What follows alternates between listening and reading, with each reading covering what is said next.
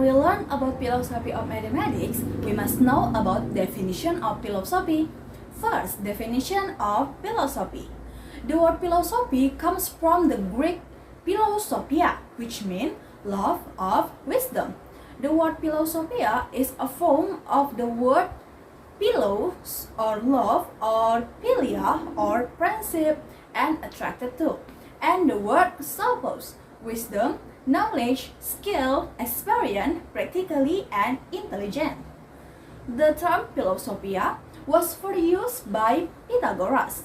Pythagoras said that humans can be divided into three types, namely, first, those who love pleasure, second, those who love activity, and the last one, or the third, those who love wisdom. Philosophy is the view of life of a person or group of people, which is the basic concept of the life that is aspired to. Philosophy is also interpreted as an attitude of someone who is aware and mature in thinking about everything in depth and wants to see from a broad and comprehensive perspective with all relationships. Then, after we know the definition of philosophy, we must know the definition of mathematics too. Second, definition of mathematics. Mathematics is a study of numbers and nominal. In the formalist view, mathematics is an examination of axioms that establishes abstract structures using symbolic, logic, and mathematical notation. Understanding of mathematics according to experts is, first, according to Johnson and Rising, say that mathematics is a pattern of thinking, organizing pattern, logical proofs. Then mathematics is a language that uses carefully defined, clear, and accurate terms. Its representation with symbols and dance and is more in the form of symbolic language about ideas than about other. The next one, or the second one, is Klein. Klein said that mathematics is not an isolated knowledge that can be perfect because of itself, but the existence of mathematics is primarily to help humans understand and overcome social, economic, and natural problems. The third one, Race et al., said that mathematics is the study of patterns and relationships, a way or pattern of thinking, an art, a language, and a tool. The fourth one, James, said that mathematics is the science of logic about form, arrangement, quantity, and concept related to one another in large number, which are divided into three fields, namely algebra, analysis, and geometry.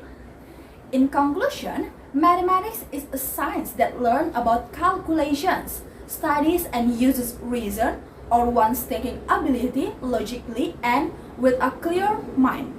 Mathematics is studying things that exist. Mathematics will not be able to study things that never exist.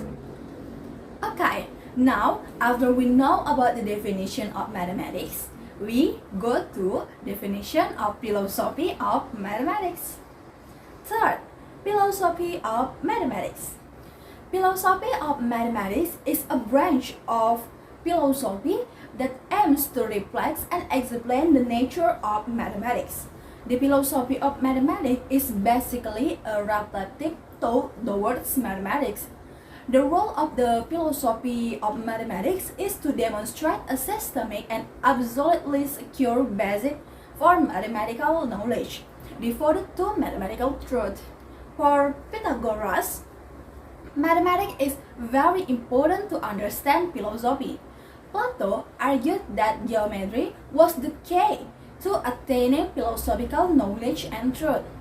In this modern era, philosophy, which is used as a science that can change the paradigm of human thinking, is experiencing development. This is due to the nature of critical thinking that is carried out by philosophers, including other philosophers or science and mathematicians who are able to produce ideas and learning methods.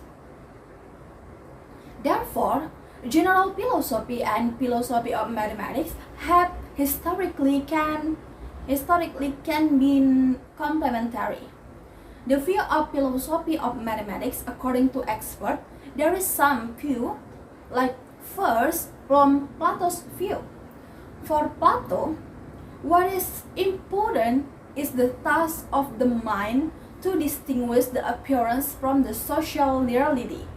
According to him, permanent determination, free to understand, is only a characteristic of mathematical statement.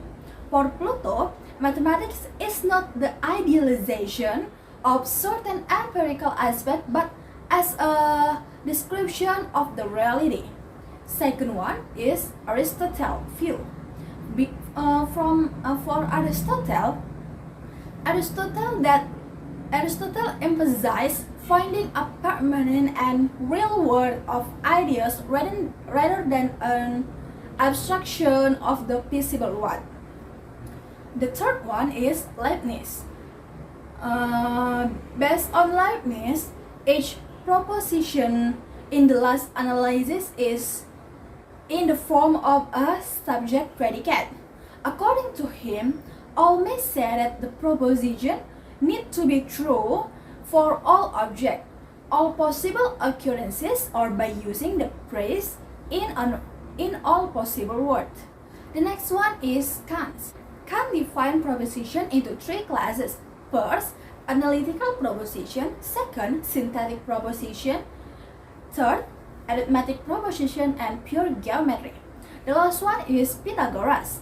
Pythagoras' doctrine, among the others, that seemingly different phenomena can have identical mathematical representation, like magnetism, electricity, and can be some differential equation. Okay, we go to the next subtopic. Fourth, schools in philosophy of mathematics. Some schools in the philosophy of mathematics, there is logistic flow. The pioneer of logistic flow is Immanuel Kant, that arguing that mathematics is a logical way or logistic that wrong or right can be determined without studying the empirical world. Pure mathematics is a branch of logic. Mathematical concept can be reduced to logical concept. The next one is intuitionist. Jan Brouwer is the pioneer of intuitionists, that arguing that mathematics is intuitionist. The pure intuition of numeracy is the starting point for the mathematics of numbers. The essence of a numbers must be formed through intuitive activities in counting and counting. The next one is Formalism. The pioneer of formalism is David Hilbert. David Hilbert argued that mathematics is knowledge of the formal structure of symbols. The formalists emphasized that the formal aspect of mathematics as a symbolic language and strive for consistency in the use of mathematics as a symbolic language.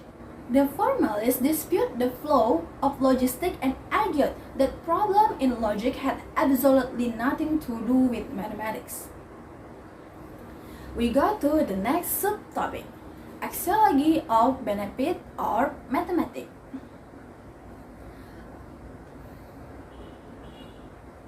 There are 5 benefits of mathematics in everyday life. First, mathematics is systematic mindset. Mathematics is one of the subjects that help us think systematically. It is very important in living life, both at work or daily life. For example, when we are given a question, the first thing we do is to find out what is being asked, and we answer it after a systemic mindset through the habit of counting in mathematics or practicing series and the like. we unconsciously force the brain to get used of thinking coherently or systematically. That will make it easier for us to organize everything. This ability is also very supportive to become a leader someday when we grow up.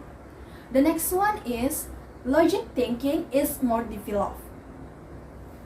This is so true. Like all aspects of mathematics lesson talk about the ability to think logically. There are no assumptions, there are no presumptions, and there are no guesswork. All must be generated through precise calculation. Even more precisely, the next one is counting practice. We know that everyone needs numeracy skill, right? Even on a very simple scale like counting change. Unfortunately, this is not realized by some students. The use of numbers, which are actually symbol to measure result, is actually something that is avoided. It should be kept in mind. The need for calculating doesn't need an expert, but at least be able to do it correctly and quickly. The next one is draw conclusion deductively.